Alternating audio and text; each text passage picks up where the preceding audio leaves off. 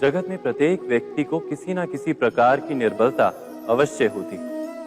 जैसे कोई बहुत तेजी से दौड़ नहीं पाता तो कोई अधिक भार नहीं उठा पाता, कोई असाध्य रोग से पीड़ित रहता है तो कोई पढ़े हुए पाठों को स्मरण में नहीं रख पाता। ऐसे अनेकों उदाहरण और भी हैं। क्या आप किसी ऐसे व्यक्ति को जानते हैं जिसे सब कुछ प्राप्त हो और हम जीवन की उस एक निर्बलता को जीवन का केंद्र मानकर जीते हैं? इस कारणवश हृदय में दुख और असंतोष रहता है सदा। निर्बलता मनुष्य को जन्म से अथवा संजोग से प्राप्त होती है, किंतु उस निर्बलता को मनुष्य का मन अपनी मर्यादा बना लेता है। किंतु कुछ व्यक्ति ऐसे भी होते हैं जो अपने पुरुषार्थ और श्रम से उस निर्बलता को पराजित कर देते हैं। क्या भेद है उनमें और अन्य लोगों में? क्या आपने कभी विचार किया है? सरल सा उत्तर है इसका। जो व्यक्ति निर्बलता से पराजित नहीं होता, जो पुरुषार्थ करने का साहस रखता है हृदय में, वो निर्बलता को पार कर जाता है। अर्थात निर्बलता अवश्य ईश्वर देता है, किंतु मर्यादा मनुष्य का मन ही निर्मित करता है। स्वयं विचार कीजिए।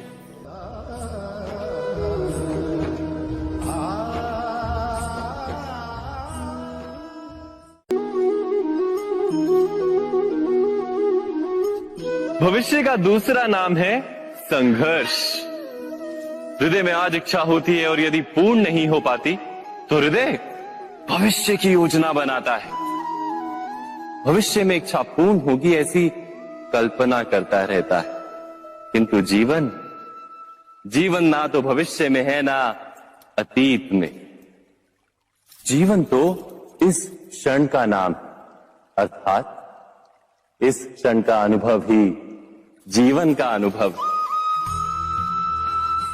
पर हम ये जानते हुए भी इतना सा सत्य समझ नहीं पाते। या तो हम बीते हुए समय के स्मरणों को घेर कर बैठे रहते हैं, या फिर आने वाले समय के लिए हम योजनाएं बनाते रहते हैं और जीवन जीवन बीत जाता है। एक सत्य यदि हम हृदय में उतार लें कि ना हम भविष्य देख सकते हैं, ना ही भविष्य निर्मित कर सकते हैं, हम तो केवल धैर्य और साहस के साथ भविष्य को आलिंगन दे सकते हैं, स्वागत कर सकते हैं भविष्य का। तो क्या जीवन का हर पल जीवन से नहीं भर जाएगा? स्वयं विचार कीजिए।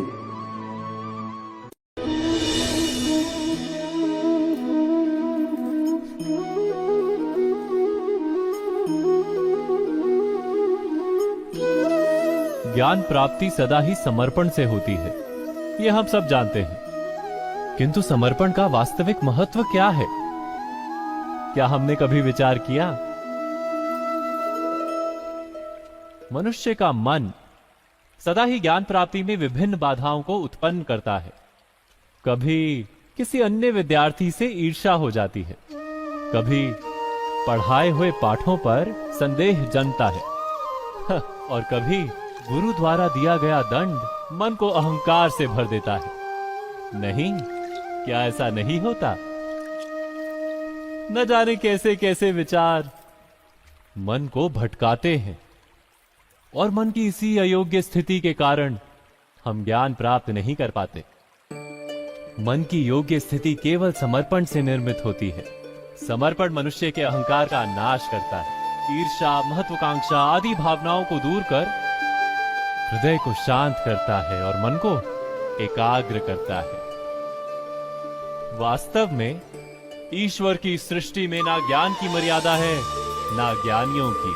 गुरु दत्तात्रेय ने तो गाय और श्वान से भी ज्ञान प्राप्त कर लिया था।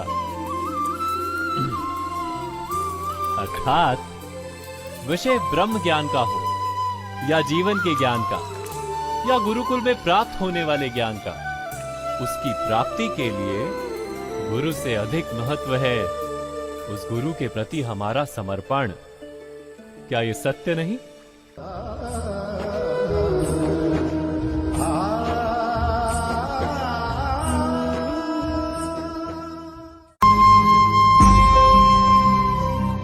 प्रत्येक मनुष्य के जीवन में ऐसा क्षण अवश्य आता है जब सारे स्वप्न, सारी आशाएं, सारे दृश्य ध्वस्त हो जाते हैं। जीवन के सारे आयोजन ही बिखर जाते हैं। एक और धर्म होता है और दूसरी ओर सुख। इसी को धर्म संकट कहते हैं। जब धर्म का वहन ही संकट हो और धर्म का त्याग ही सुख हो। विचार कीजिए, कभी किसी स्वजन के विरुद्ध सत्य बोलने का अवसर प्राप्त हो जाता है, कभी ठीक दरिद्रता के समय सरलता से चोरी करने का मार्ग प्राप्त हो जाता है, कभी किसी शक्तिशाली राजनेता या राजा के कर्मचारी का अधर्म प्रकट हो जाता है। सबके जीवन में ऐसी घटना बनती ही रहती है। अधिकतर लोग ऐसे किसी क्षण को धर्म संकट के रूप में जान ही नहीं पाते। हमें किसी प्रकार के संघर्ष का अनुभव ही नहीं होता। सहजता से सुख की ओर खींचे चले जाते हैं, जैसे मक्खी गुड़ की ओर खींची चली जाती।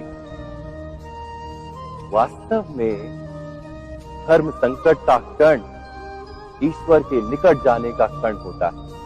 यदि हम संघर्षों से भयभीत ना हो, सुख की ओर आकर्षित ना हो, अपने धर्म पर दृढ़ रहे, तो ईश्वर का साक्षात्कार दूर नहीं।